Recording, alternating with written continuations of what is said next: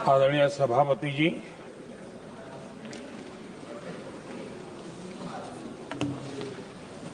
आदरणीय राष्ट्रपति जी के संबोधन पर आभार प्रकट करने के लिए मैं उपस्थित हुआ हूं। कल और आज, कल तो रात देर तक सभी माननीय सांसदों ने अपने विचारों से इस आभार प्रस्ताव को समृद्ध किया। कई माननीय अनुभवी सांसदों ने भी अपने विचार प्रकट किए और स्वाभाविक है कि लोकतंत्र की परंपरा भी है,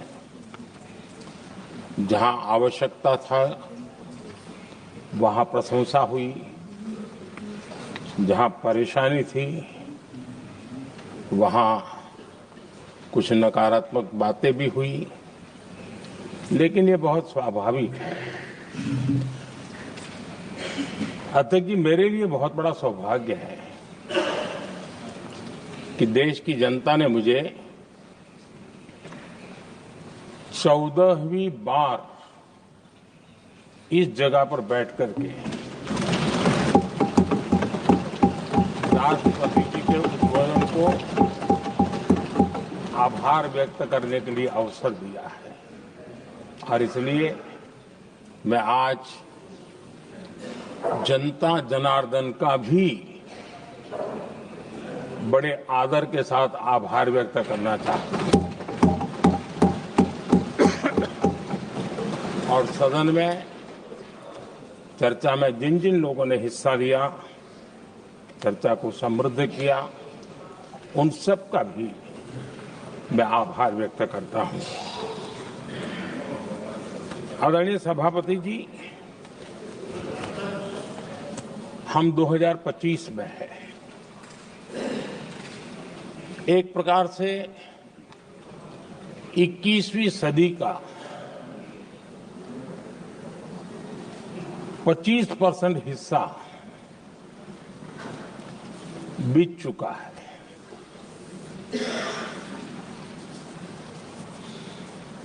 समय तय करेगा 20वीं सदी के आजादी के बाद और 21वीं सदी के प्रथम 25 साल में क्या हुआ, कैसा हुआ।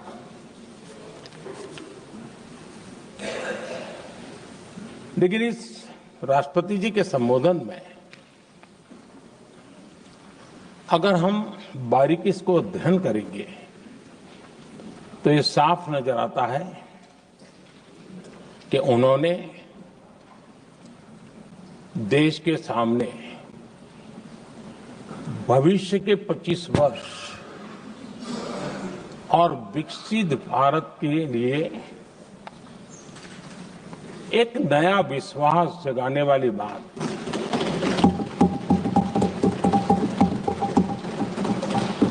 एक प्रकार से आदरणीय राष्ट्रपति जी का ये उद्बोधन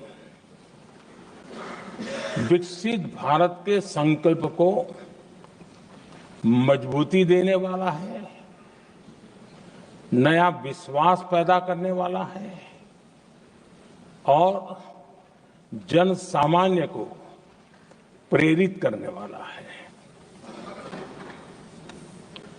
आदरणीय सभापति जी, सारे अध्ययन बार बार ये कह चुके हैं कि गत 10 वर्ष में देश की जनता ने हमें सेवा करने का मौका दिया। 25 करोड़ देशवासी गरीबी को परास्त करके गरीबी से बाहर निकले।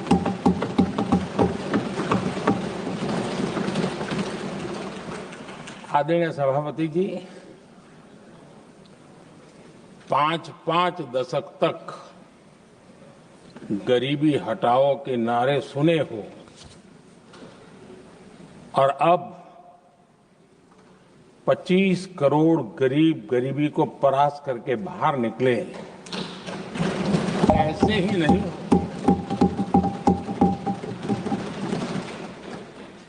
योजनाबद्ध तरीके से, समर्पित भाव से, अपनेपन की पूरी संवेदनशीलता के साथ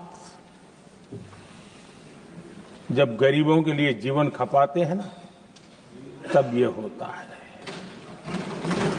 आदरणीय सभापति जी, जब जमीन से जुड़े लोग जमीन की सच्चाई को जानते हुए जमीन पर जीवन खपाते हैं, तब जमीन पर बदलाव निश्चित होके रहता है।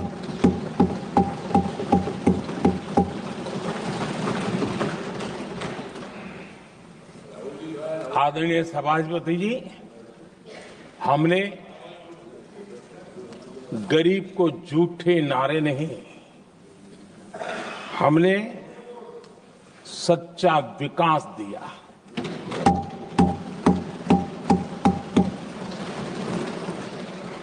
गरीब का दुख,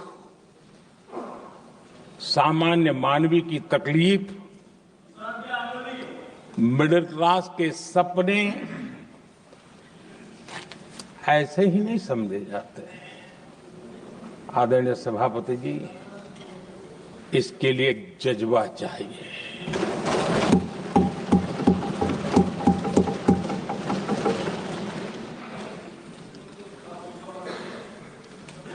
और मुझे दुख के साथ कहना है कि कुछ लोगों में ये है ही नहीं।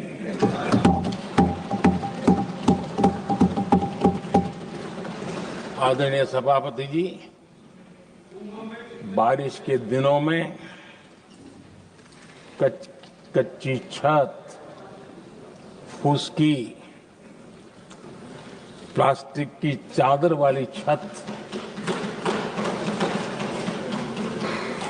उससे नीचे जीवन गुजारना कितना मुश्किल होता है। पल पल सपने रौंद दिए जाते हैं, ऐसे पल होते हैं, ये हर कोई नहीं समझ सकता। आदरणीय सभापति जी, अब तक गरीबों को 4 करोड़ घर मिले हैं।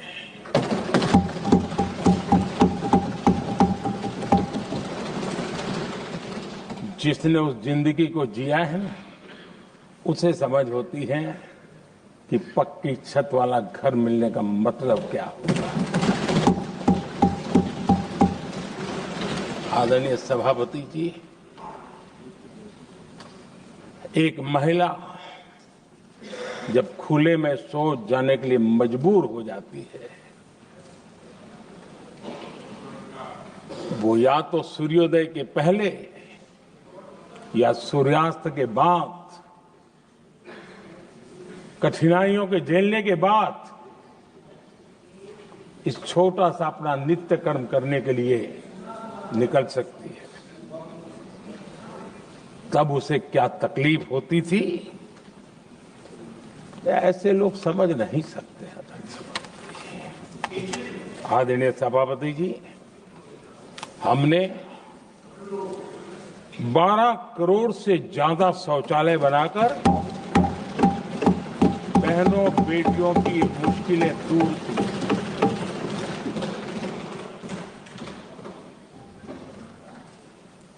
आदरणीय सभापति जी,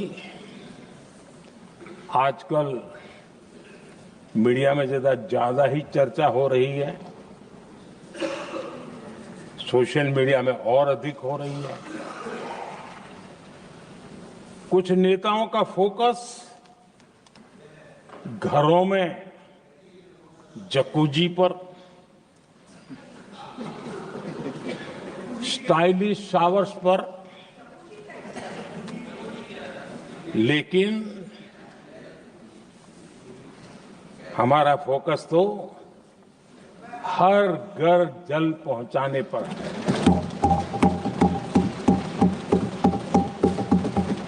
आजादी के 75 साल के बाद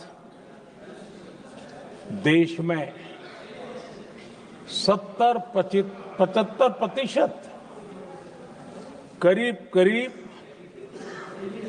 16 करोड़ से भी ज्यादा घरों के पास जल का करने के लिए नल का कनेक्शन नहीं था। हमारी सरकार ने 5 साल में 12 करोड़ परिवारों को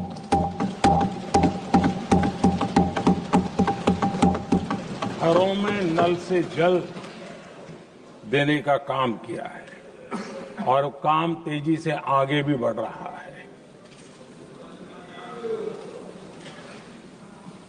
आदरणीय सभापति जी, हमने गरीबों के लिए इतना काम किया और इसके कारण आदरणीय राष्ट्रपति जी ने अपने अभिभाषण में इसका विस्तार से वर्णन किया है। जो लोग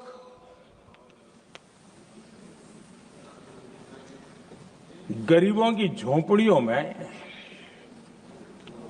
फोटो सेशन कराकर अपना मनोरंजन करते रहते हैं, उन्हें संसद में गरीबों की बात बोरिंग ही लगेगी।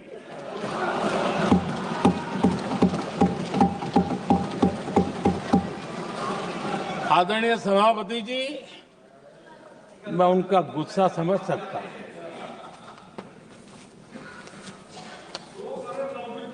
आदरणीय सभापति जी,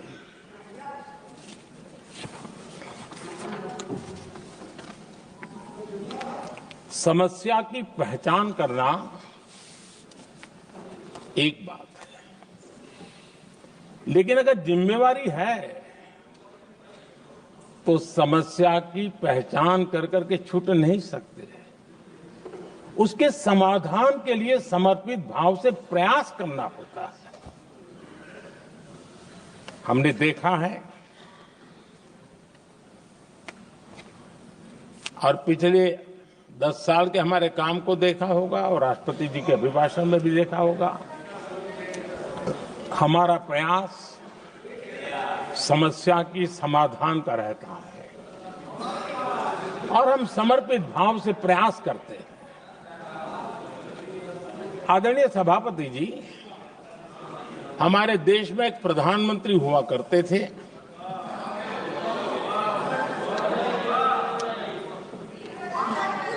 उनको मिस्टर क्लीन करने कहने की एक फैशन हो गई थी। उस प्रधानमंत्री जी को मिस्टर क्लीन कहने की फैशन हो गई थी।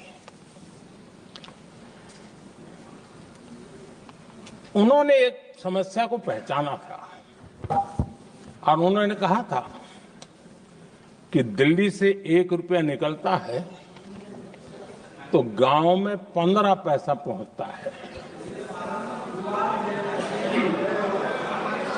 अब उस समय तो पंचायत से लेकर पार्लियामेंट तक एक ही पार्टी का राज था।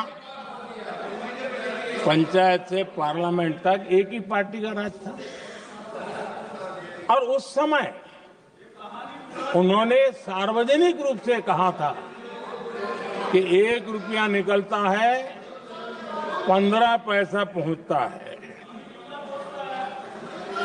बहुत गजब की हाथ सफाई थी।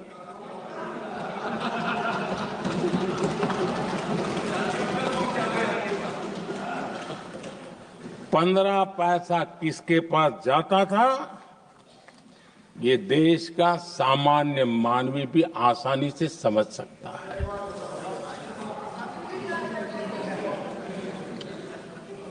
आदरणीय सभापति जी, देश ने हमें अवसर दिया। हमने समाधान खोजने का प्रयास किया। हमारा मॉडल है बचत भी विकास भी। जनता का पैसा जनता के लिए। हमने जनधन, आधार, मोबाइल की जेम ट्रिनिटी बनाई और डीबीटी से डायरेक्ट बेनिफिट ट्रांसफर ये देना शुरू किया। आदरणीय सभापति जी, हमारे कार्यकाल में हमने 40 लाख करोड़ रुपया सीधा जनता जनार्दन के खाते में जमा किया। आदरणीय सभापति जी, इस देश का दुर्भाग्य देखिए, सरकारें कैसी चलाई गई, किसके लिए चलाई गई। माननीय सदस्य, मैं सबसे आपसे आग्रह कर रहा हूं, आप सदन की गरिमा बनाए रखें। बैठे बैठे कोई माननीय सदस्य टिप्पणी नहीं करे, उचित नहीं है, ये गलत तरीका है आपका। ये सदन की मर्यादा नहीं है आपकी। आप प्रोटेक्ट करना चाहते हो उनको इस तरीके से, गलत तरीका, ये गलत तरीका है। आप बैठे बैठे टिप्पणी करना चाहते हैं।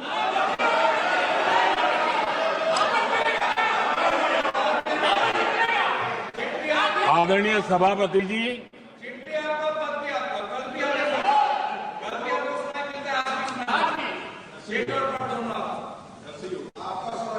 जब ज्यादा बुखार चढ़ जाता है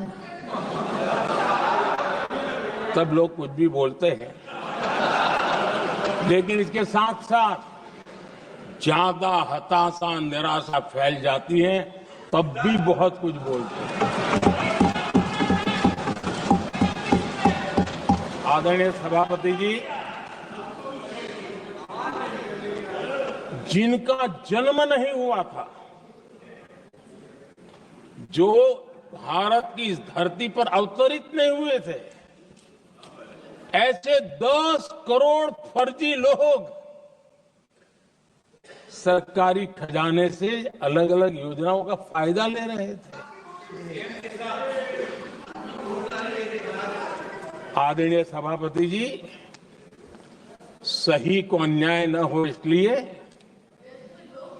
राजनीतिक फायदा नुकसान की परवाह किए बिना हमने इन 10 करोड़ फर्जी नामों को हटाया और असली लाभार्थियों को खोज करके उन तक मदद पहुंचाने का अभियान चलाया।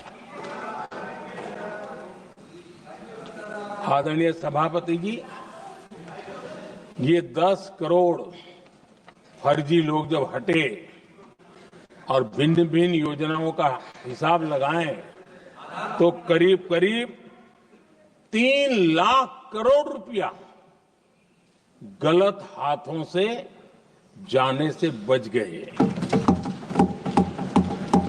मैं हाथ किसका था ये नहीं कह रहा हूं, गलत हाथों से। आदरणीय सभापति जी,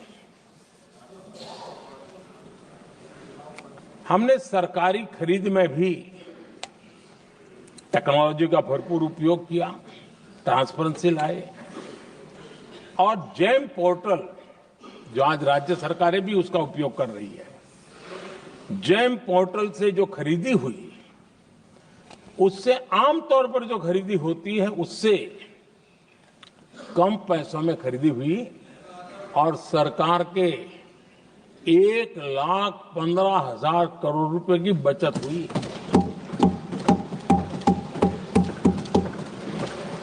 आदरणीय सभापति जी, हमारी स्वच्छता अभियान का बहुत मजाक उड़ाया गया, ऐसा जैसे हमने कोई पाप कर दिया, कोई गलती कर दी। न जाने क्या क्या कहा जाता था। लेकिन आज मुझे संतोष से कहना है कि इन सफाई के कारण हाल के वर्षों में सिर्फ सरकारी दफ्तरों से जो कबाड़ बेचा गया ना, उसमें 2300 करोड़ रुपया सरकार को मिले हैं। महात्मा गांधी ट्रस्टीशिप के सिद्धांत की बात करते थे। वो कहते थे कि हम ट्रस्टी हैं, ये संपत्ति जनता जनार्दन की है और इसलिए हम पाई पाई को एक ट्रस्टीशिप के सिद्धांत के आधार पर बचाने की और सही जगह पे उपयोग करने का प्रयास करते हैं। और तब जाकर के स्वच्छता अभियान से कबाड़ बेचकर 2300 करोड़ रुपया देश की सरकार के खजाने में आ रहा है।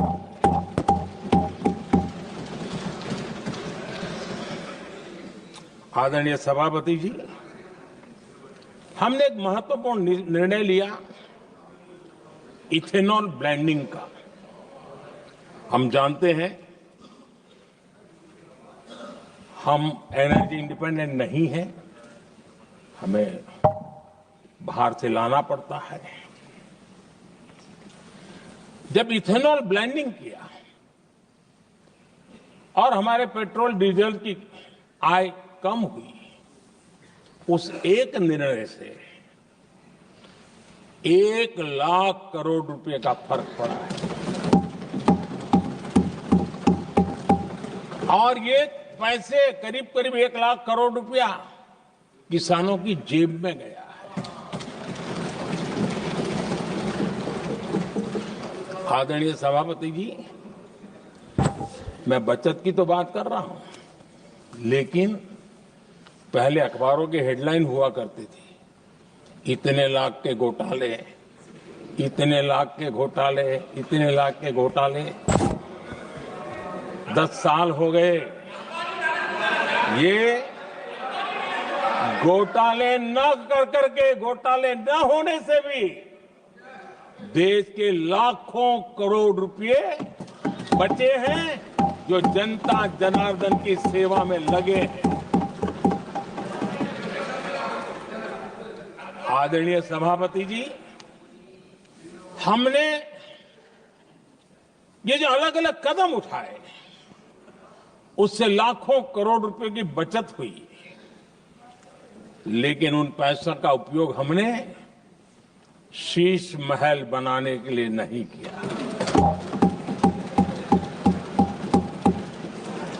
इसका उपयोग हमने देश बनाने के लिए किया।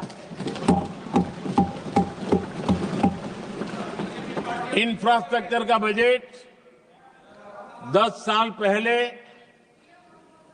1,80,000 करोड़ था, हमारे आने से पहले। आदरणीय सभापति जी, आज 11 लाख करोड़ रुपया इंफ्रास्ट्रक्चर का बजट, और इसलिए राष्ट्रपति जी ने भारत की नींव कैसी मजबूत हो रही है, इसका वर्णन इसमें किया है। रोड हो, हाईवे हो, रेलवे हो, ग्राम सड़क हो, इन सभी कामों के लिए विकास की एक मजबूत नींव रखी गई है।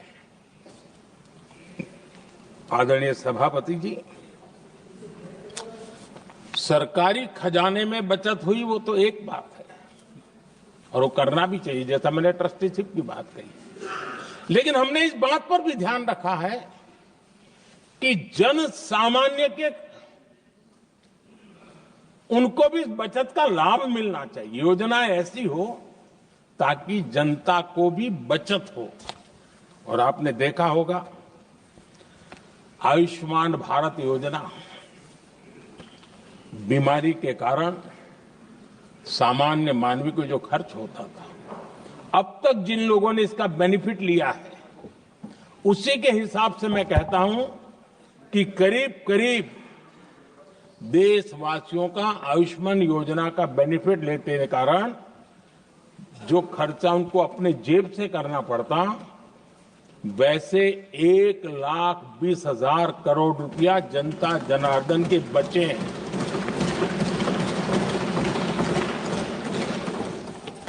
ये आवश्यक है कि अब जैसे जन औषधि केंद्र, आज मध्यम वर्ग के परिवार में 60-70 साल उम्र के परिवार के स्वजन हो तो स्वाभाविक है कोई न कोई बीमारी आ ही जाती है। दवाई का खर्चा भी होता है, दवाएं महंगी भी होती है। हमने जब से जन औषधि केंद्र खोले हैं जिसमें 80% डिस्काउंट होता है, और उसके कारण जिन परिवारों ने इन जन औषधि केंद्रों से दवाइयां ली हैं उनके करीब करीब 30,000 करोड़ रुपए दवाई को खर्चा बचा।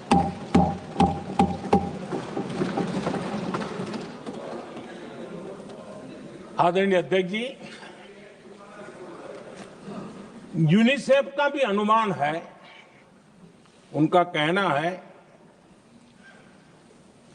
कि जिसके घर में स्वच्छता और टॉयलेट बना, उन्होंने इसका बड़ा सर्वे किया था, उस परिवार को करीब करीब साल भर में 70,000 रुपए की बचत हुई है। स्वच्छता अभियान कहो, टॉयलेट बनाने का काम कहो, शुद्ध जल पहुंचाने का काम करो, कितना बड़ा फायदा हमारे सामान्य परिवार को हो रहा है। आदरणीय अध्यक्ष जी, नल से जल, मैंने प्रारंभ में उसका उल्लेख किया। WHO की एक रिपोर्ट आई है। WHO का कहना है कि नल से जल शुद्ध पानी मिलने के कारण उन परिवारों में जो अन्य बीमारियों के खर्चे होते थे, औसत 40,000 रुपया परिवार का बचा है।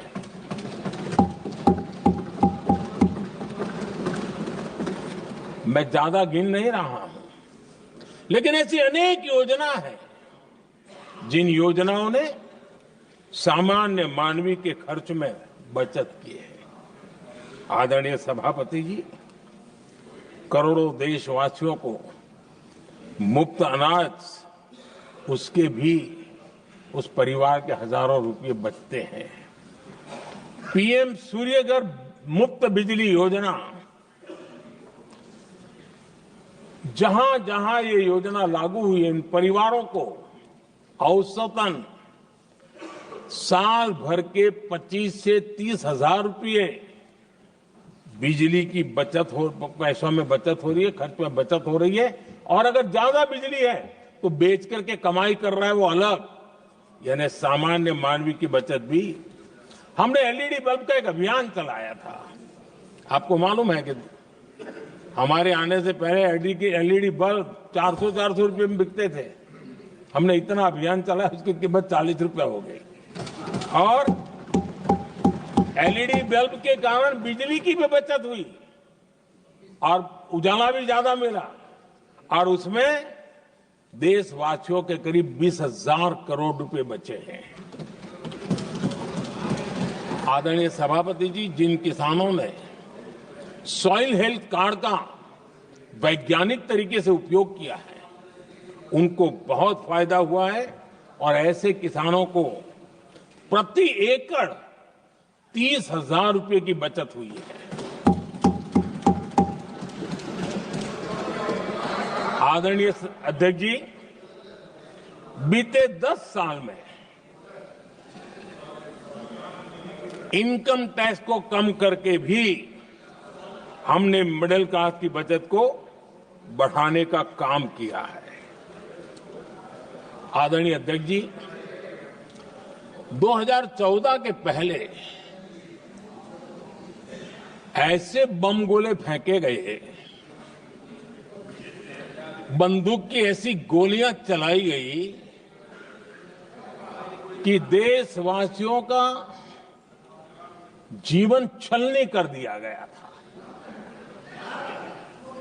हमने धीरे धीरे उन गांवों को भरते भरते आगे बढ़े। 2 लाख करोड़ रुपया 2 लाख रुपया 2013-14 में 2 लाख रुपये, सिर्फ 2 लाख रुपये उस पर इनकम टैक्स माफी थी। और आज 12 लाख रुपये संपूर्ण रूप से इनकम टैक्स से मुक्ति।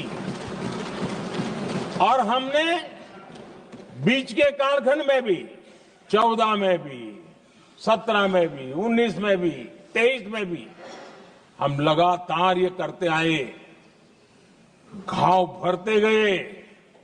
और आज बैंडेज बाकी था, वो भी कर लिया। स्टैंडर्ड डिडक्शन,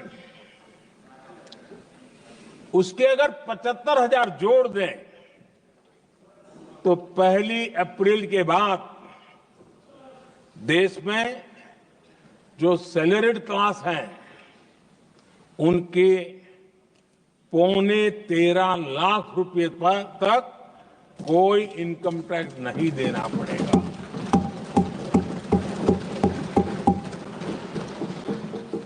आदरणीय सभापति जी, आप जिस समय युवा मोर्चा में काम करते थे तब एक बात आप सुनते होंगे, पढ़ते भी होंगे। एक प्रधानमंत्री आए दिन 21वीं सदी बोला करते थे। एक प्रकार से रट गया था, तकिया कलाम जैसा हो गया था, तो बोलते थे 21वीं सदी। जब इतनी बार बोला जाता था तो उस समय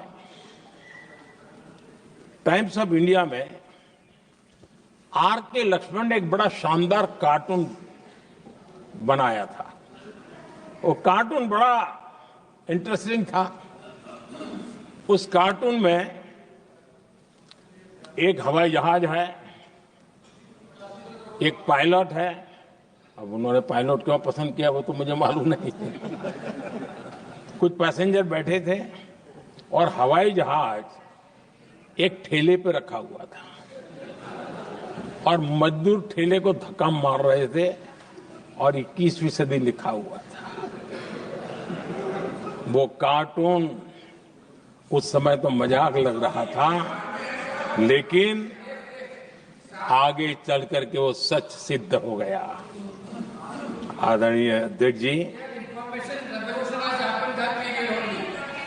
ये कटाक्ष था जमीनी सच्चाई से। तब के प्रधानमंत्री कितने कटे उठे थे और हवाई बातों में लगे हुए थे, इसका वो जीता जागता प्रदर्शन करने वाला कार्टून है।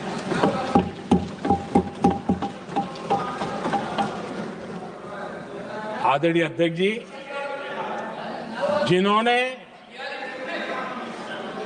तब 21वीं सदी की बातें की थी, वो 20वीं सदी की जरूरतों को भी पूरा कर नहीं पाए थे। आदरणीय अध्यक्ष जी, आज जब मैं देखता हूं, पिछले 10 साल से सर्विसों को बारीकी से देखने का अवसर मिला है, तो मुझे बड़ा दर्द होता है। हम 40-50 साल लेट हैं, जो काम 40-50 साल पहले हो जाने चाहिए थे। और इसलिए ये साल जब 2014 से देश की जनता ने हमको सेवा का अवसर दिया, हमने ज्यादा से ज्यादा युवाओं पर फोकस किया। हमें युवाओं की आकांक्षाओं पर बल दिया। हमने युवाओं के लिए ज्यादा अवसर बनाए। हमने कई क्षेत्रों को खोल दिया और जिसके कारण हम देख रहे हैं देश के युवा अपने सामर्थ्य का परचम लहरा रहे हैं। देश में हमने स्पेस सेक्टर को खोल दिया, डिफेंस सेक्टर को खोला, सेमीकंडक्टर मिशन लेकर के आए, इनोवेशन को बढ़ावा देने के लिए अनेक नई योजनाओं को हमने आकार दिया। स्टार्टअप इंडिया इकोसिस्टम पूरा डेवलप किया और इस बजट में भी आदरणीय अध्यक्ष जी एक बहुत महत्वपूर्ण निर्णय हुआ है। 12 लाख की आय पर इनकम टैक्स की माफी, ये समाचार इतना बड़ा बन गया कि बहुत सी महत्वपूर्ण चीजों पर अभी भी कुछ लोगों का ध्यान नहीं गया है। वो महत्वपूर्ण निर्णय हुआ है, हमने न्यूक्लियर एनर्जी सेक्टर को ओपन कर दिया और इसके दूरगामी सकारात्मक प्रभाव और परिणाम देश को देखने के लिए मिलने वाले हैं। आदरणीय अध्यक्ष जी, AI, 3D printing, robotics, virtual reality की चर्चा हम तो गेमिंग का भी महात्मा क्या होता है इसके लिए भी प्रयास करने वाले लोगों में से। मैंने देश के नौजवानों से कहा है कि दुनिया का गेमिंग क्रिएशन का, क्रिएटिविटी वर्ल्ड का कैपिटल भारत क्यों न बने। और मैं देख रहा हूं बहुत तेजी से हमारे लोग काम कर रहे हैं।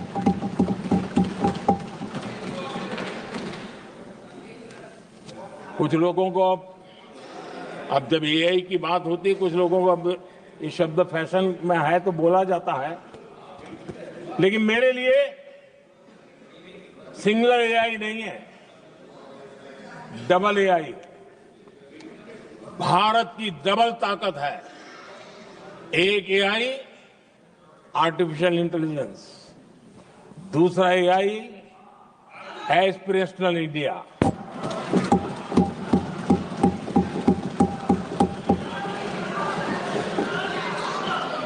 हमने स्कूलों में 10,000 टिंकरिंग लैब्स शुरू किए और आज उन टिंकरिंग लैब से निकले बच्चे रोबोटिक्स बना करके लोगों को चकित कर रहे हैं।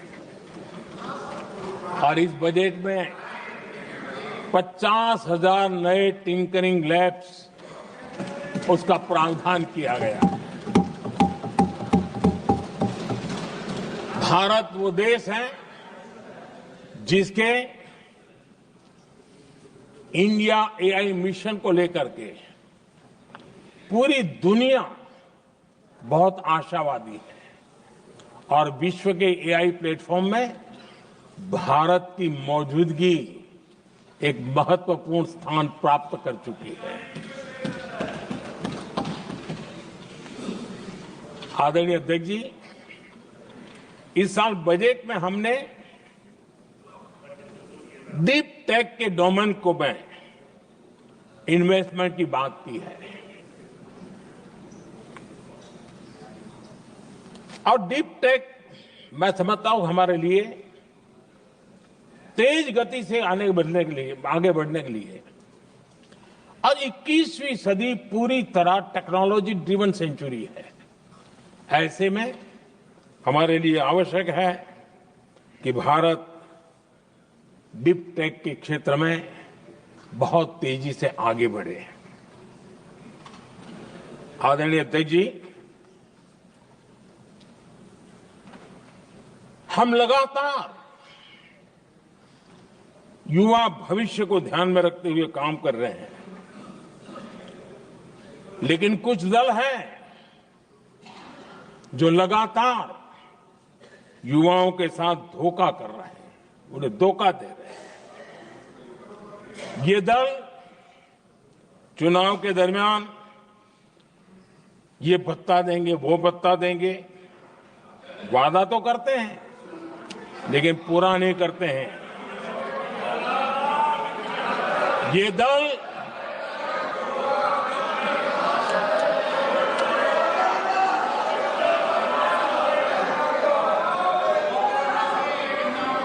माननीय सदस्य गरिमा प्रतिष्ठा बनाए रखें। भारत की संसद में आप प्लीज बैठे बैठे टिप्पणी नहीं करें, और नए माननीय सदस्य बैठे बैठे टिप्पणी कर रहे हैं। आदरणीय अध्यक्ष जी, ये दल युवाओं के भविष्य पर आपदा बनकर गिरे हुए हैं।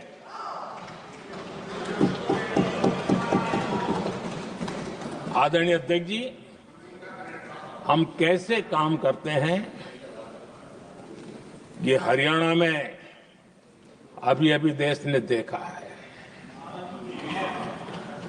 बिना खर्ची, बिना पर्ची नौकरी देने का वादा किया था, सरकार बनते ही नौकरी मिल गई नौजवानों को। हम जो कहते हैं उसी का परिणाम है।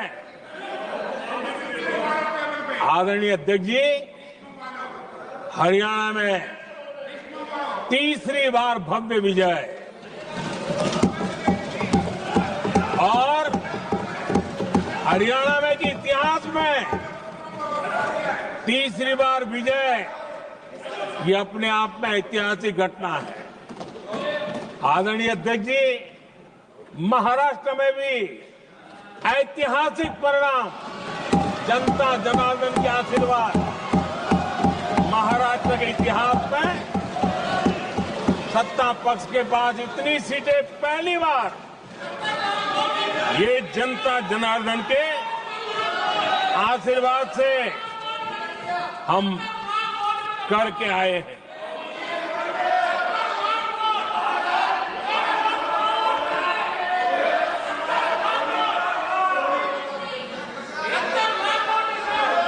कुछ समझते हैं आदरणीय चीजों को। अध्यक्ष जी, कल जवाब दिया था ना आपको।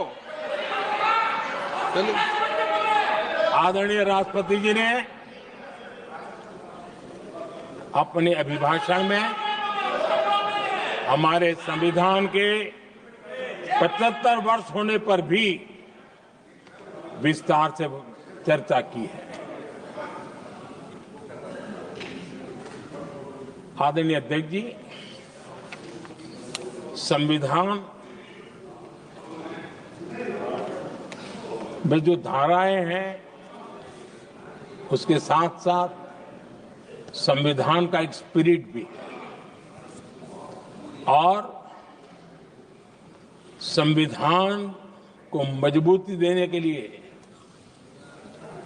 संविधान की भावना को जीना पड़ता है। और मैं आज उदाहरणों के साथ बताना चाहता हूं। हम वो लोग हैं जो संविधान को जीते हैं।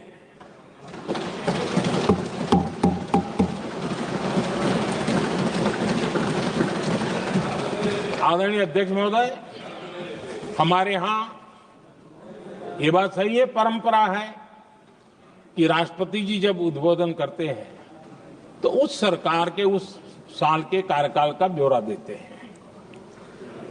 उसी प्रकार से राज्यों में गवर्नर का जो उद्बोधन होता है सदन में, वो उस राज्य के कार्यकलापों का ब्यौरा देते हैं।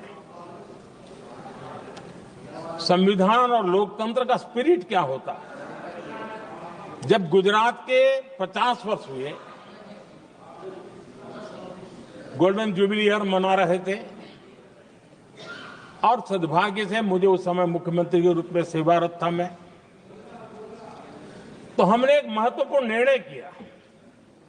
हमने किया इस गोल्डन जुबली ईयर में पिछले 50 वर्ष में सदन में जितने भी गवर्नर के भाषण हुए हैं, मतलब उस समय की सरकारों का ही वाहवाही उसमें होती है, हमने कहा कि उन 50 साल में जितने भी गवर्नर के भाषण हुए हैं सबको ही एक पुस्तक के रूप में तैयार किया जाए, ग्रंथ बनाया जाए, और आज सभी लाइब्रेरीज में वो ग्रंथ अवेलेबल है।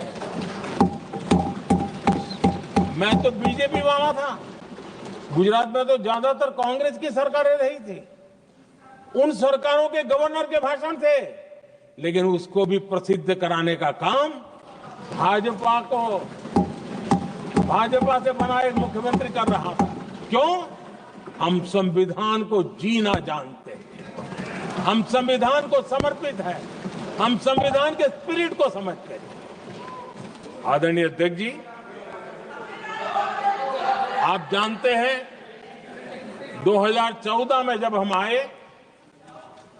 तब मान्य विपक्ष नहीं था, रिकॉग्नाइज्ड अपोजिशन पार्टी नहीं थी, उतने अंक भी लेकर के कोई नहीं आए थे।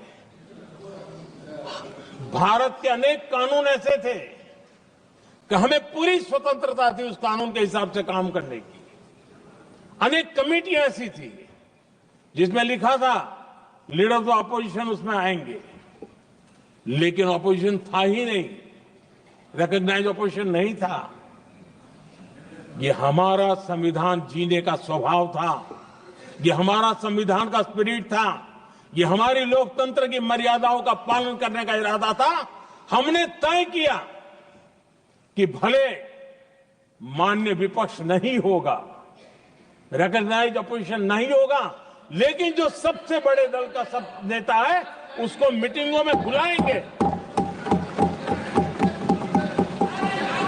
ये लोकतंत्र का स्पिरिट होता है, तब होता है।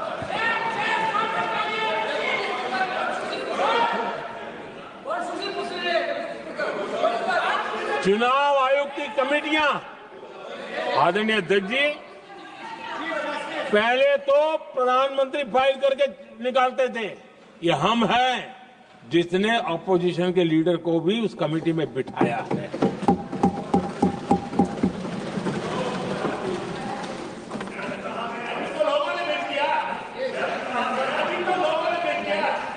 और हमने इसके लिए कानून भी बनाया और आज विधिवत रूप से इलेक्शन कमीशन बनेगा तो अपोजिशन लीडर भी उसके निर्णय की प्रक्रिया में हिस्सा होंगे।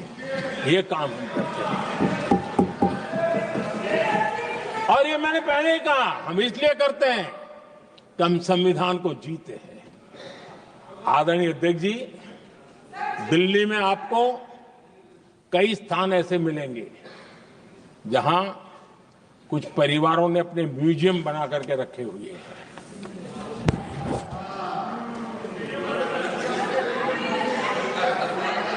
जनता जनार्दन के पैसों से काम हो रहा है।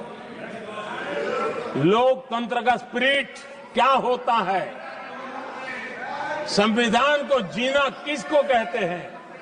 हमने पीएम म्यूजियम बनाया और देश के पहले से लेकर के मेरे पूर्व तक के सभी प्रधानमंत्रियों के जीवन को और उनके कार्य को उस पीएम म्यूजियम बनाया गया है।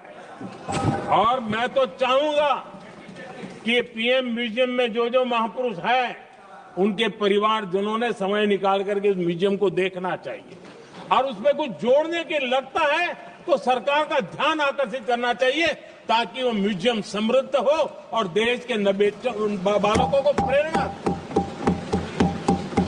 ये होता है संविधान की भावना।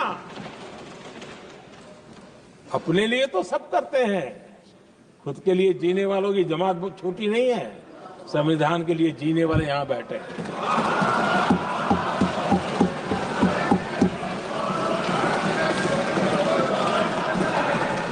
आदरणीय अध्यक्ष जी, जब सत्ता सेवा बन जाए तो राष्ट्र निर्माण होता है। जब सत्ता को विरासत बना दिया जाए तब लोकतंत्र खत्म हो जाता है।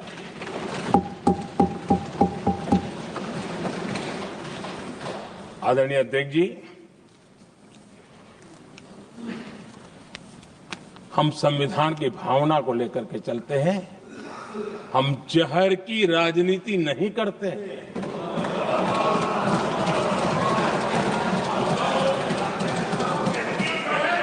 हम देश की एकता को सर्वोपरि रखते हैं। और इसलिए सरदार वल्लभ भाई पटेल का दुनिया का सबसे ऊंचा स्टैच्यू बनाते हैं और स्टैच्यू ऑफ यूनिटी देश को जोड़ने का जिस महापुरुष ने काम किया उसका हम स्मरण करते हैं। और वो भाजपा के नहीं थे, वो जनसंघ के नहीं थे। हम संविधान को जीते हैं, इसलिए इस सोच से आगे बढ़ते हैं।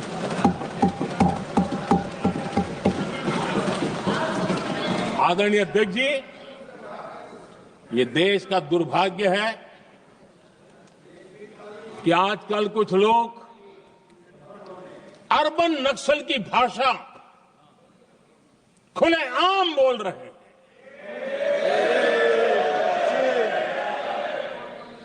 और अर्बन नक्सल जिन बातों को बोलते हैं, इंडियन स्टेट के सामने मोर्चा लेना, ये अर्बन नक्सल की भाषा बोलने वाले, इंडियन स्टेट के खिलाफ लड़ाई की घोषणा करने वाले न संविधान को समझ सकते हैं, न देश की एकता को समझ सकते हैं।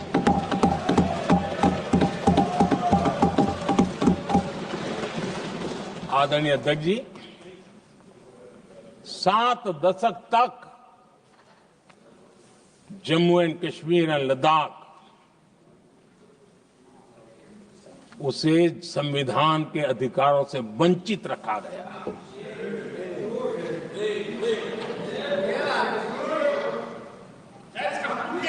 ये संविधान के साथ भी अन्याय था और जम्मू कश्मीर और लद्दाख के लोगों के साथ भी अन्याय था।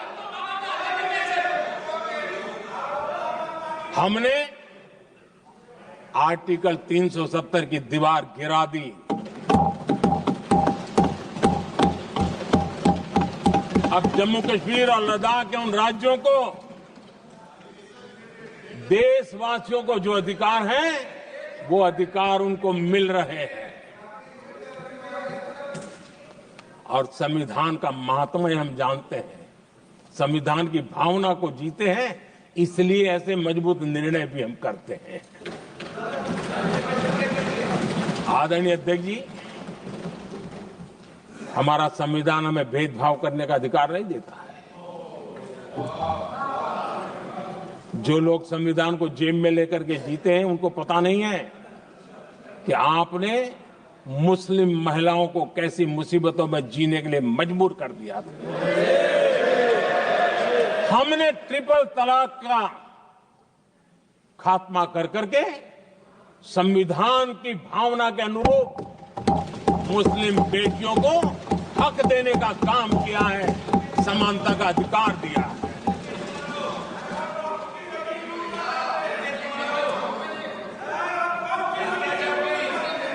जब भी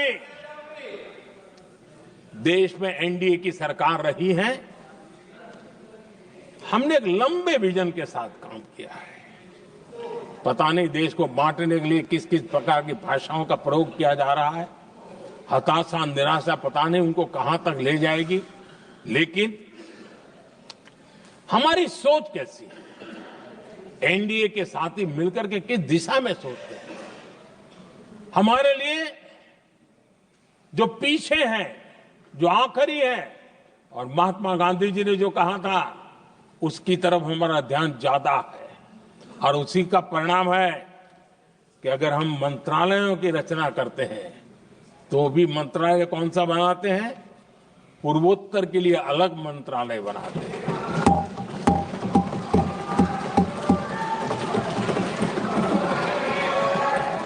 हम देश में इतने साल हो गए, अटल जी आए तब तक किसी को समझ नहीं आया था।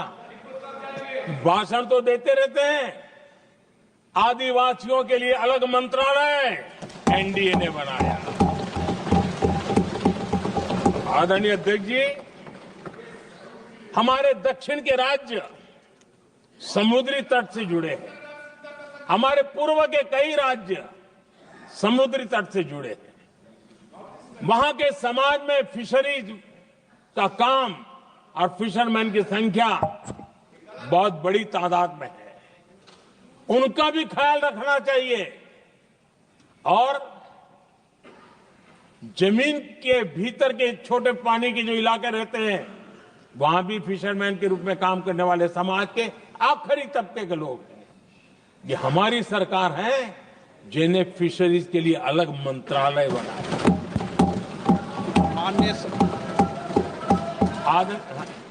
माननीय सदस्यों, अगर सभा की सहमति हो तो सभा की कार्रवाई इस विषय की समाप्ति तक बढ़ा दी जाए। माननीय प्रधानमंत्री जी। आदरणीय अध्यक्ष जी, समाज के दबे कुचले वंचित लोग, इनके अंदर एक सामर्थ्य होता है। अगर स्किल डेवलपमेंट पर बल दिया जाए तो उनके लिए नए अवसर बन सकते हैं, उनकी आशा आकांक्षा के अनुरूप जिंदगी बना सकते हैं। और इसलिए हमने अलग स्किल मंत्रालय बनाया।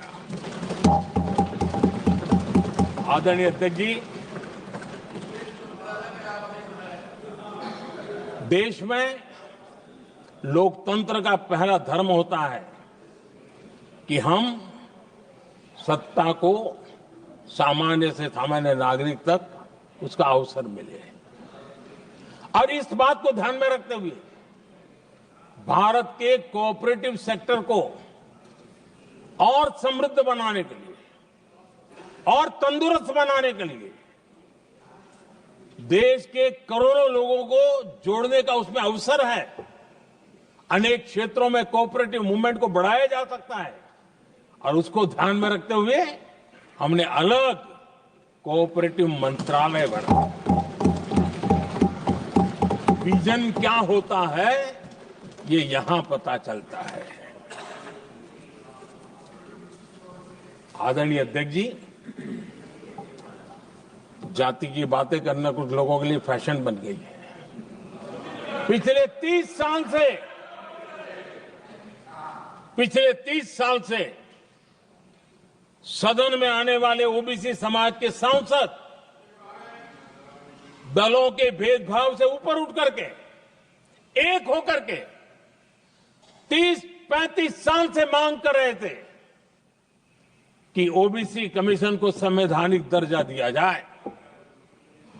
जिन लोगों को आज जातिवाद में मलाई दिखती है उनको उस समय ओबीसी समाज की याद नहीं आई। ये हम हैं जिन्होंने ओबीसी समाज को संवैधानिक दर्जा दिया। पिछड़ा वर्ग आयोग आज संवैधानिक व्यवस्था में जो है। आदरणीय अध्यक्ष जी,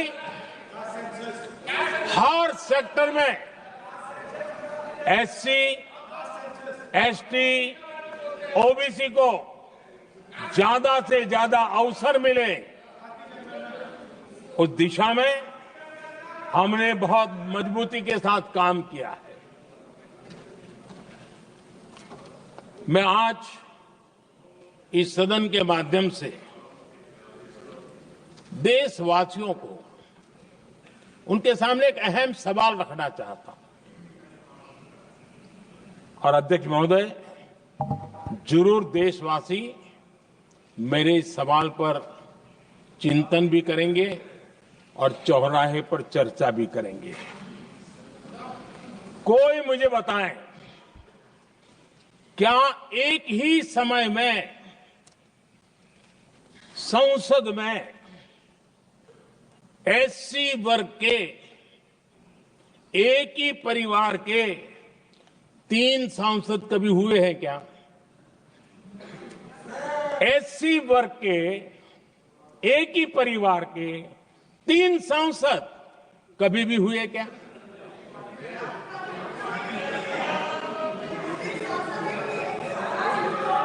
मैं दूसरा सवाल पूछता हूं,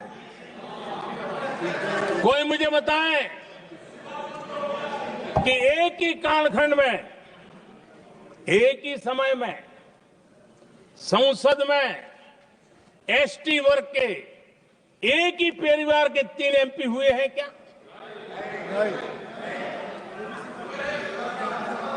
आदरणीय अध्यक्ष जी, कुछ लोगों की वाणी और व्यवहार में कितना फर्क होता है, मेरे एक सवाल के जवाब में मिला।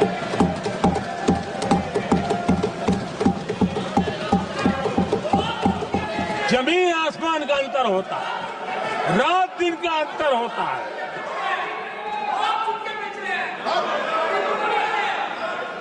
आदरणीय अध्यक्ष जी, हम SC ST समाज को कैसे सशक्त कर रहे हैं?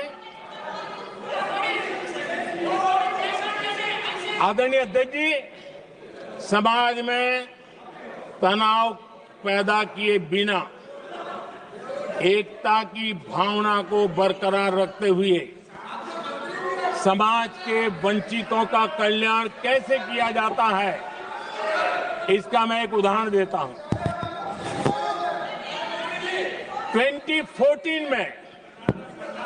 2014 में 2014 से पहले हमारे देश में मेडिकल कॉलेजों की संख्या 387 थी।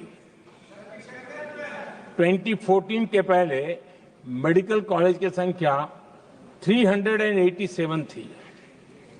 आज 780 मेडिकल कॉलेज हैं।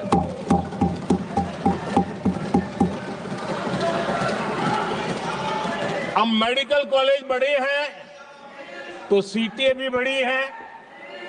ये बहुत महत्वपूर्ण एंगल है आदरणीय अध्यक्ष जी, और इसलिए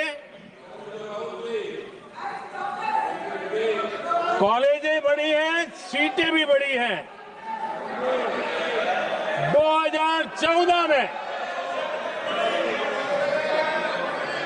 2014 में हमारे देश में SC छात्रों की 2014 से पहले हमारे देश में SC छात्रों की MBBS की सीट 7,700 थी। हमारे आने से पहले दलित समाज के हमारे 7,700 युवा डॉक्टर बनने की संभावना थी। 10 साल हमने काम किया, आज संख्या बढ़कर SC समाज के 17,000 MBBS डॉक्टर की व्यवस्था की है। कहां 7,700 और कहां 17,000? अगर दलित समाज का कोई कल्याण का और समाज में तनाव लाए बिना एक दूसरे के सम्मान को बढ़ाते हुए, आदरणीय अध्यक्ष जी, 2014 के पहले ST छात्रों के लिए MBBS की सीटें 3,800 थी। आज ये संख्या बढ़कर लगभग 9,000 हो गई है।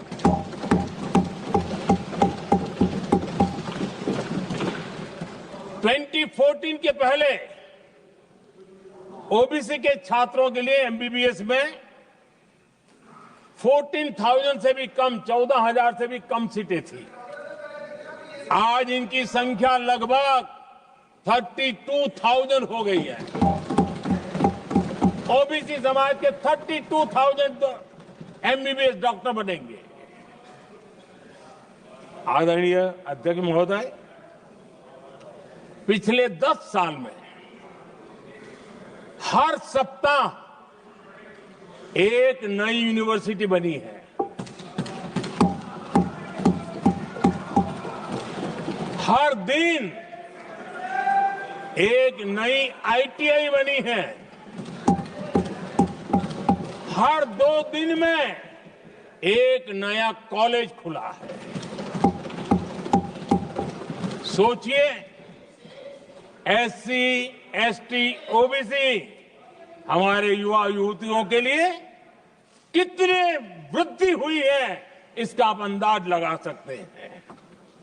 आदरणीय अध्यक्ष जी,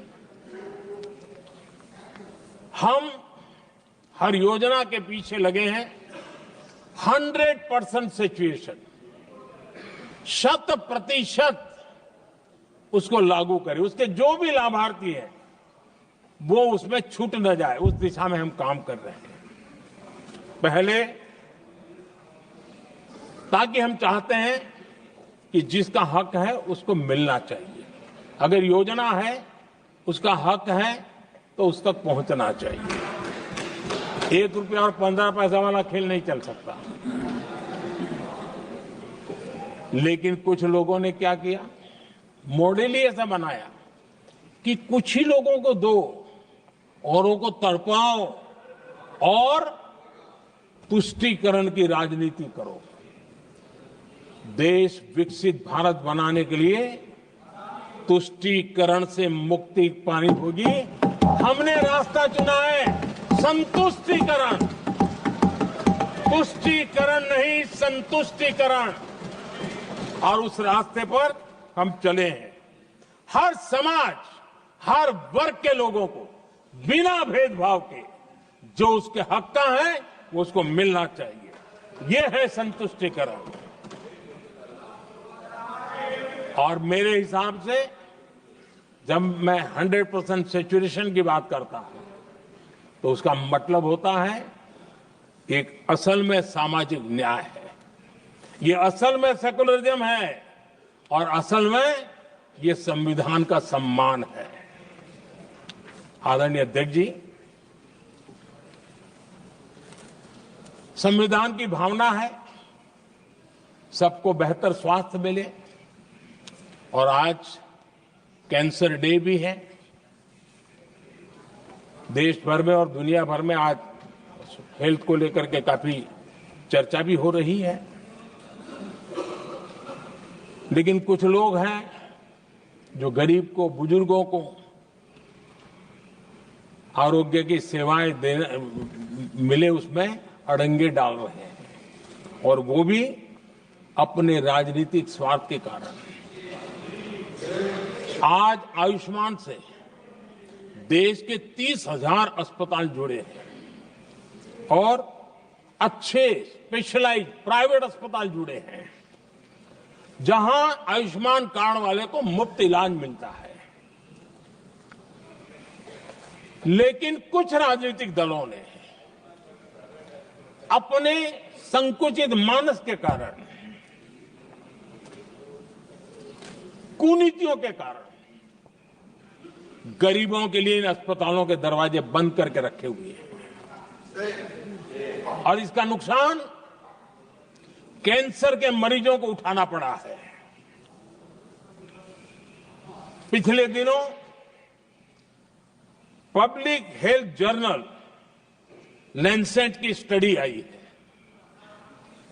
उसका कहना है कि आयुष्मान योजना से समय पर कैंसर का इलाज शुरू हो रहा है। सरकार कैंसर की जांच कराने के संबंध में बहुत ही गंभीर है, क्योंकि जितना जल्दी जांच हो, जितना जल्दी ट्रीटमेंट शुरू हो, हम कैंसर पेशेंट को बचा सकते हैं। और लैंसेट ने आयुष्मान योजना को क्रेडिट देते हुए कहा है कि भारत में इस दिशा में बहुत बड़ा काम हुआ है। आदरणीय अध्यक्ष जी, इस बजट में भी हमने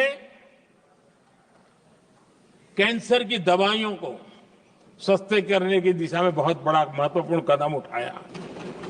इतना ही नहीं, एक महत्वपूर्ण जो निर्णय लिया है वो आने वाले दिनों में, और जब आज कैंसर डे है तो मैं जरूर कहना चाहूंगा सभी माननीय सांसद इसका लाभ ले सकते हैं अपने इलाके के ऐसे मरीजों के लिए। और वो है मरीजों को, आप जानते हैं अस्पताल उतने नहीं होने के कारण भी काफी दिक्कत रहती है बाहर से आने वाले पेशेंट को। 200 डे केयर सेंटर बनाने का निर्णय इस बजट में किया गया। ये डे केयर सेंटर पेशेंट को भी, उसके परिवार को भी बहुत बड़ी राहत देने वाला काम करेगा। आदरणीय अध्यक्ष महोदय जी, राष्ट्रपति जी के भाषण की चर्चा के समय यहां विदेश नीति की भी चर्चा हुई और कुछ लोगों को लगता है जब तक फॉरेन पॉलिसी नहीं बोलते तब तक वो मैच्योर नहीं लगते, इसलिए उनको लगता है फॉरेन पॉलिसी तो बोलना चाहिए फिर भले ही देश का नुकसान हो जाए। मैं ऐसे लोगों को जरा कहना चाहता हूं, अगर उन्हें सच में फॉरेन पॉलिसी सब्जेक्ट में रुचि है और फॉरेन पॉलिसी को समझना है और आगे जाकर के कुछ करना भी है, ये मैं शशि जी के लिए नहीं कह रहा हूं तो मैं ऐसे लोगों को कहूंगा एक किताब जरूर पढ़े। हो सकता है उनको बहुत फिर कहां क्या बोलना उतनी समझ हो जाएगी। वो किताब का नाम है JFK's forgotten crisis. JF Kennedy की बात है। JFK's फॉरगॉटन क्राइसिस नाम की किताब है। ये किताब एक प्रसिद्ध फॉरेन पॉलिसी स्कॉलर ने लिखी है और इसमें महत्वपूर्ण घटनाओं का जिक्र है। इस किताब में भारत के पहले प्रधानमंत्री और वो विदेश नीति को भी नेतृत्व करते थे। इस किताब में पंडित नेहरू और अमेरिका के तब के राष्ट्रपति जॉन एफ कैनेडी के बीच हुई चर्चाओं और निर्णयों का भी विस्तार से वर्णन है।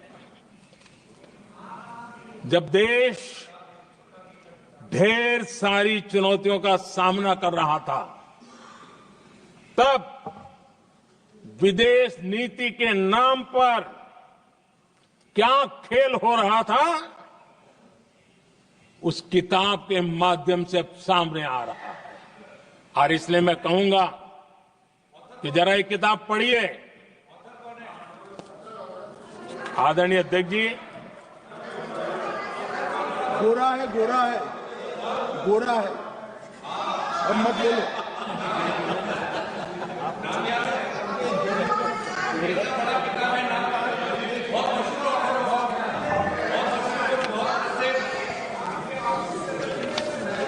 आदरणीय अध्यक्ष जी, राष्ट्रपति जी के अभिभाषण के बाद एक महिला राष्ट्रपति जी एक गरीब परिवार की बेटी, उनका सम्मान न कर सके, आपकी मर्जी, लेकिन क्या क्या कहकर उनको अपमानित किया जा रहा है।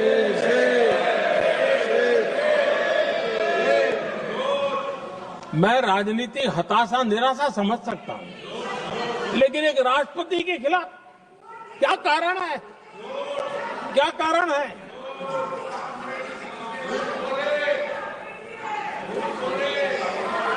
आदरणीय अध्यक्ष जी, आज भारत इस प्रकार की विकृत मानसिकता को छोड़ करके, उस सोच को छोड़ करके विमेन लेड डेवलपमेंट के मंत्र को लेकर के आगे बढ़ रहा है। अगर आधी आबादी उसको अगर पूरा अवसर मिले तो भारत 2 गुनी रफ्तार से आगे बढ़ सकता है, और ये मेरा विश्वास है। 25 साल से इस क्षेत्र में काम करने के बाद मेरा विश्वास और दृढ़ हुआ है। आदरणीय अध्यक्ष जी, पिछले 10 साल में सेल्फ हेल्प ग्रुप्स अब तक 10 करोड़ नई महिलाएं एसएचजी में जुड़ी है, और ये महिलाएं वंचित परिवारों से, ग्रामीण बैकग्राउंड से, समाज के अंतिम पायदान पर बैठी इन महिलाओं का सामर्थ्य बढ़ा, उनका सामाजिक स्तर भी ऊपर उठा और सरकार ने इनकी मदद 20 लाख रुपए तक बढ़ा दी है ताकि वो इस काम को आगे बढ़ा सके। उनकी कार्यक्षमता बढ़े, उसका स्केल बढ़े, उस दिशा में हम प्रयास कर रहे हैं और उसका आज ग्रामीण अर्थव्यवस्था पर बहुत ही सकारात्मक प्रभाव हो रहा है। आदरणीय अध्यक्ष जी, राष्ट्रपति जी ने अपने अभिभाषण में लखपति दीदी अभियान की चर्चा की है। हमारी नई सरकार तीसरी बार बनने के बाद अब तक जो जानकारियां रजिस्टर हुई है उस हिसाब से 50 लाख से ज्यादा लखपति दीदी की जानकारी हम तक पहुंची और जब से मैंने इस योजना को आगे बढ़ाया है अब तक करीब करीब 1.25 करोड़ महिलाएं लखपति दीदी बनी हैं और हमारा लक्ष्य है कि हम 3 करोड़ महिलाओं को लखपति दीदी बनाएंगे और इसके लिए आर्थिक कार्यक्रमों का बल दिया जाएगा। आदरणीय अध्यक्ष जी, आज देश के अनेक गांवों में ड्रोन दीदी की चर्चा हो रही है। एक मनोवैज्ञानिक परिवर्तन गांवों में आया है। महिला के हाथ में ड्रोन चलाते हुए देख के गांव के लोगों का महिला के प्रति देखने का नजरिया बदल रहा है और आज नमो ड्रोन दीदी खेतों में काम कर करके लाखों रुपया कमाने लगी हैं।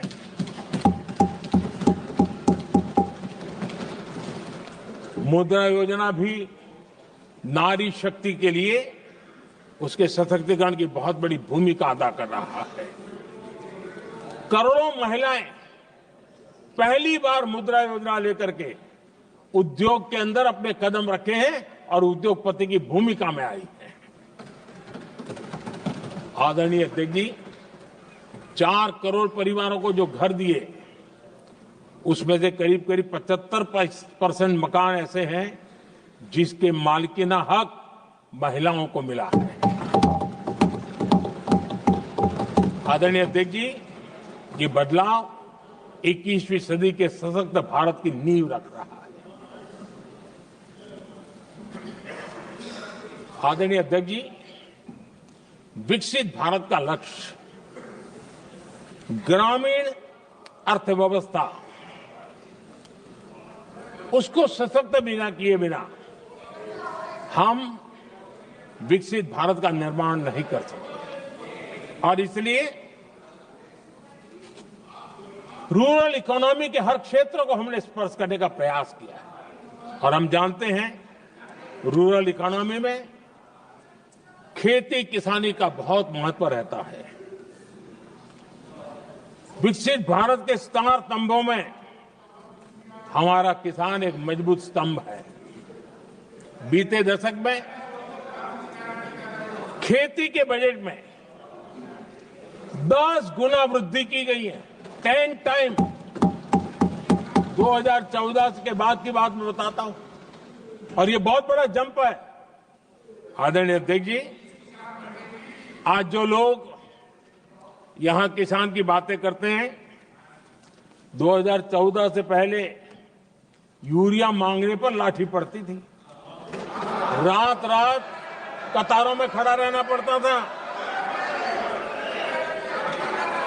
और वो जमाना था जब खाद किसानों के नाम पर निकलती थी लेकिन खेत में नहीं पहुंचती थी, कहीं और ही काले बाजारी में, और 1 रुपया 15 पैसा वाला हाथ की सफाई का खेल चलता था।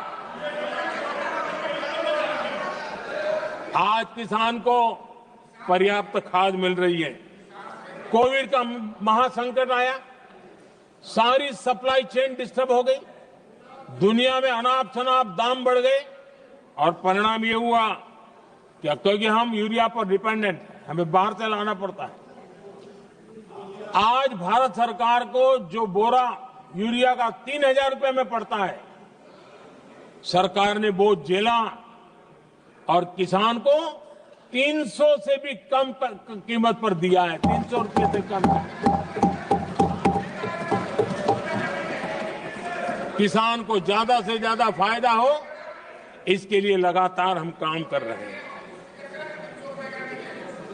आदरणीय अध्यक्ष जी, किसानों को सस्ती खाद मिले, इस एक काम के लिए पिछले 10 साल में 12 लाख करोड़ रुपया खर्च किया गया है।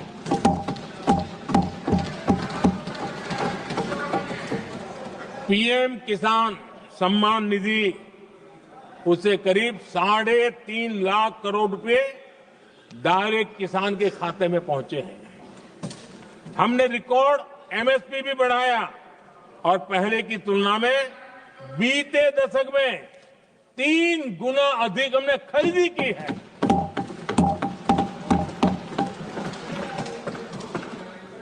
किसान को ऋण मिले, आसान ऋण मिले, सस्ता ऋण मिले, उसमें भी 3 गुना वृद्धि की गई है।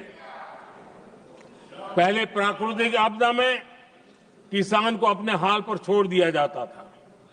हमारे सेवा काल के दौरान पीएम फसल बीमा के तहत 2 लाख करोड़ रुपए किसानों को मिले हैं।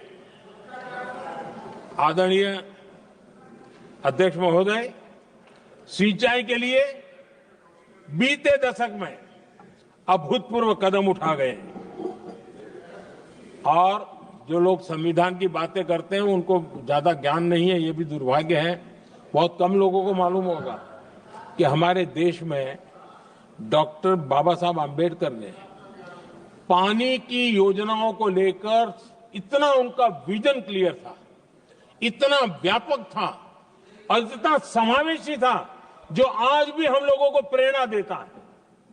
और 100 से बड़ी सिंचाई परियोजनाओं जो दशकों से लटकी हुई थी, हमने उसको पूरा करने का अभियान चलाया ताकि किसानों के खेत में पानी पहुंचे। बाबा साहब का विजन था नदियों को जोड़ने का। नदियों जोड़ने की वकालत बाबा साहब आम्बेडकर ने की थी, लेकिन सालों तक, दशकों दशक बीत गए, कुछ नहीं हुआ। आज हमने केन बेतवा लिंक प्रोजेक्ट और पार्वती काली सिंह चंबल लिंक प्रोजेक्ट पर काम शुरू कर दिया और मैं तो गुजरात में कई नदियों को इस प्रकार से जोड़ करके नदियों को जिंदा करने का काम करने का मेरा सफल अनुभव भी रहा है। आदरणीय अध्यक्ष महोदय, हर देशवासी का इस सपना होना चाहिए, हम सबका सपना होना चाहिए कि दुनिया के हर डाइनिंग टेबल पर made in India food packet क्यों ना हो।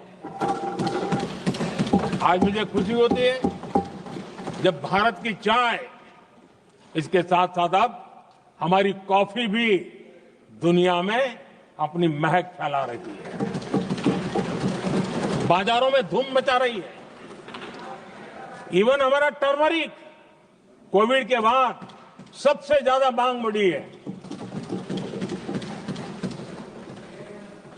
आदरणीय अध्यक्ष जी, आप जरूर देखेंगे आने वाले समय में हमारा प्रोसेस सी फूड, और जिसको लेकर कुछ लोगों को पता नहीं कब क्यों दर्द हुआ, बिहार का मखाना दुनिया में पहुंचने वाला है।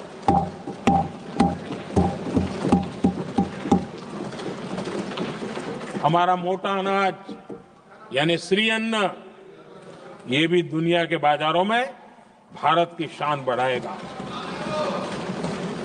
आदरणीय अध्यक्ष महोदय, विकसित भारत के लिए फ्यूचर रेडी शहर वो भी बहुत जरूरी है। हमारा देश बहुत तेजी से अर्बनाइजेशन की ओर बढ़ रहा है और इसे चुनौती और संकट नहीं मानना चाहिए, इसे अवसर मानना चाहिए और हमने उस दिशा में काम आगे करना चाहिए।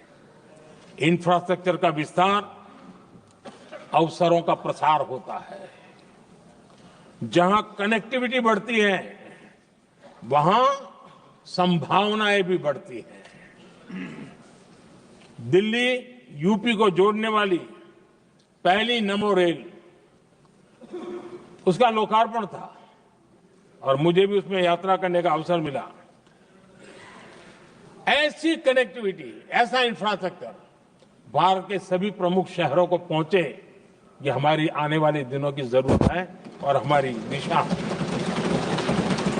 आदरणीय अध्यक्ष जी, 10 साल में दिल्ली का नेटवर्क डबल हुआ और आज टियर 2, टियर 3 सिटी में भी मेट्रो नेटवर्क पहुंच रहा है। आज हम सभी गर्व कर सकते हैं, आज भारत का मेट्रो नेटवर्क 1000 किलोमीटर पार कर गया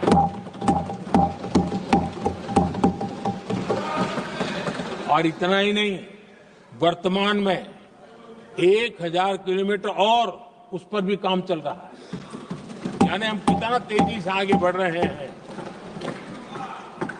आदरणीय अध्यक्ष जी, प्रदूषण को कम करने की दिशा में भी कई इनिशिएटिव भारत सरकार ने लिए। 12,000 इलेक्ट्रिक बस हमने देश में दौड़ाना शुरू किया है और दिल्ली को भी बड़ी सेवा करी है, हमने दिल्ली को भी दिया है। आदरणीय अध्यक्ष जी, हमारे देश में एक नया अर्थव्यवस्था हमेशा समय समय पर का विस्तार होता रहता है। आज बड़े शहरों में गिग इकोनॉमी एक महत्वपूर्ण एरिया डेवलप हो रहा है। लाखों युवा इसमें जुड़ रहे हैं। हमने इस बजट में कहा है कि ई श्रम पोर्टल पर ऐसे गिग वर्कर अपनी रजिस्ट्री करवाएं और वेरिफिकेशन के बाद उनको इस न्यू एज सर्विस इकोनॉमी है उसको हम किस प्रकार से सहायता कर सकें और उनको एक आईडी कार्ड मिले ई श्रम पोर्टल पे आने के बाद। और हमने कहा है कि इन गिग वर्कर्स को आयुष्मान योजना का भी लाभ दिया जाएगा ताकि गिग वर्कर को एक सही दिशा में जाने की सुविधा मिलेगी। और एक अनुमान है कि आज देश में करीब करीब 1 करोड़ गिग वर्कर है और उस दिशा में भी हम काम कर रहे हैं। आदरणीय अध्यक्ष महोदय, एमएसएमई सेक्टर बहुत बड़ी मात्रा में जॉब के अवसर लेकर आता है और ये ऐसा क्षेत्र है कि जिसमें रोजगार की अपार संभावनाएं हैं। ये छोटे उद्योग आत्मनिर्भर भारत के प्रतीक है। देश की अर्थव्यवस्था में हमारा एमएसएमई सेक्टर बहुत बड़ा योगदान दे रहा है। हमारी नीति साफ है, एमएसएमई को सरलता, सहूलियत और संबल, एक ऐसा क्षेत्र है जिसमें रोजगार की संभावना है। और इस बार हमने मिशन मैन्युफैक्चरिंग उस पर बल दिया है और एक मिशन मोड में हम मैन्युफैक्चरिंग सेक्टर मतलब कि एमएसएमई को बल देना और एमएसएमई के माध्यम से अनेक नौजवानों को रोजगार देना और स्किल डेवलपमेंट से रोजगार के लिए नौजवानों को तैयार करना, ऐसे पूरी इकोसिस्टम को हम बल देते हुए आगे बढ़ रहे हैं। एमएसएमई सेक्टर में सुधार के लिए कई पहलुओं पर हमने काम शुरू किया है। एमएसएमई के लिए क्राइटेरिया 2006 में बनाया गया था, उसे अपडेट नहीं किया गया। पिछले 10 वर्षों में इस क्राइटेरिया में हमने 2 बार अपग्रेडेशन करने का प्रयास किया और इस बार एक बहुत बड़ा जंप लगाया है। पहली बार 2020 में, दूसरी बार इस बजट में हमने एमएसएमई को आगे बढ़ाने का प्रयास किया है। हर तरफ उनको आर्थिक सहायता दी जा रही है। एमएसएमई के सामने चुनौती फॉर्मल फाइनेंशियल रिसोर्सेज की कमी की रही है। कोविड के संकट के काल में एमएसएमई को विशेष बल दिया गया। हमने खिलौना उद्योग उसको एक विशेष बल दिया। हमने कपड़ा उद्योग को विशेष बल दिया, उनको कैश फ्लो की कमी नहीं होने दी और बिना किसी गारंटी को लोन दिया। हजारों उद्योगों में लाखों नौकरियों की संभावनाएं बनी और नौकरियां सुरक्षित भी हुई। छोटे उद्योग, उनके लिए customised credit card, credit guarantee coverage, उस दिशा में हमने कदम उठाए जिसके कारण वो अपने ईज ऑफ डूइंग बिजनेस को भी बढ़ावा मिले और वो गैर जरूरी नियमों को कम करने का कारण उनका एडमिनिस्ट्रेटिव बोझ जो रहता था, एक आध व्यक्ति को उनको काम पर पैसा देना पड़ता था, वो भी बंद कर दिया गया। एमएसएमई को बढ़ावा देने के लिए जो हमने नई नीतियां बनाई है, आपको खुशी होगी, एक समय था 2014 के पहले खिलौने जैसी चीजें हम इंपोर्ट करते थे। आज मैं गर्व से कह सकता हूं कि मेरे देश के खिलौने बनाने वाले छोटे उद्योग आज दुनिया के अंदर खिलौने एक्सपोर्ट हो रहे हैं।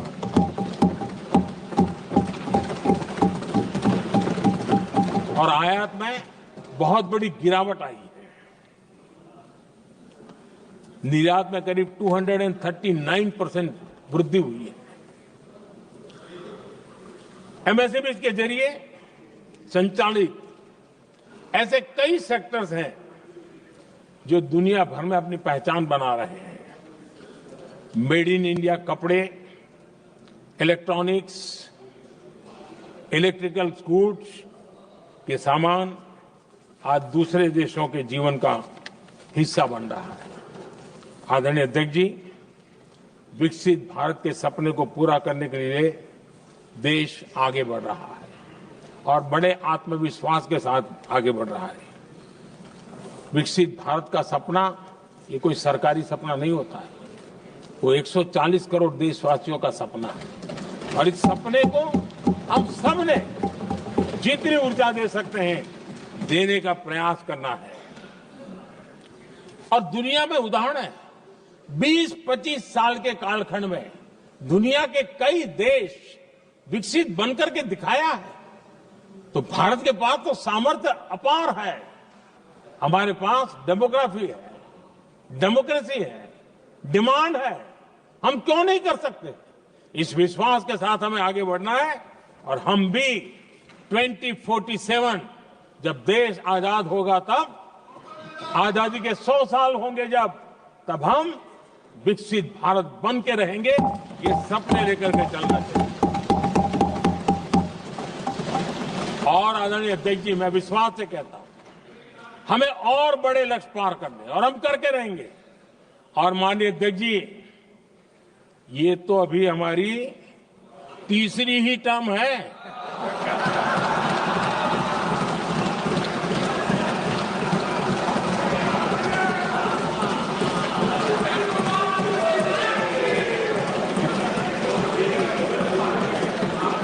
हम देश की आवश्यकता के अनुसार आधुनिक भारत बनाने के लिए, सक्षम भारत बनाने के लिए और विकसित भारत का संकल्प साकार करने के लिए हम आने वाले अनेक वर्षों तक जुटे रहने वाले हैं।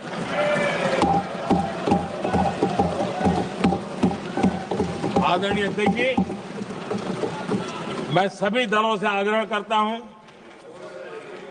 सभी नेताओं से आग्रह करता हूं, देशवासियों से आग्रह करता हूं, अपनी अपनी राजनीतिक विचारधाराएं होंगी, अपने अपने राजनीतिक कार्यक्रम होंगे, लेकिन देश से बड़ा कुछ नहीं हो सकता है। हम सबके लिए देश सर्वोपरि है और हम मिलकर के विकसित भारत के सपने को, अपना 140 करोड़ देशवासियों का सपना भी अपना सपना, इस सपने को लेकर के चल पड़े। देश विकसित होगा, हमारे बाद की जो पीढ़ियां होगी वो कहेगी कि 2025 में एक संसद ऐसी थी जहां बैठा हुआ हर सांसद विकसित भारत के सपने के लिए पूरा करने के लिए काम कर रहा था। आदरणीय अध्यक्ष जी, मैं राष्ट्रपति जी के अभिभाषण पर अपना धन्यवाद व्यक्त करते हुए आपका भी आभार व्यक्त करता हूं, सदन का भी आभार व्यक्त करता हूं। धन्यवाद।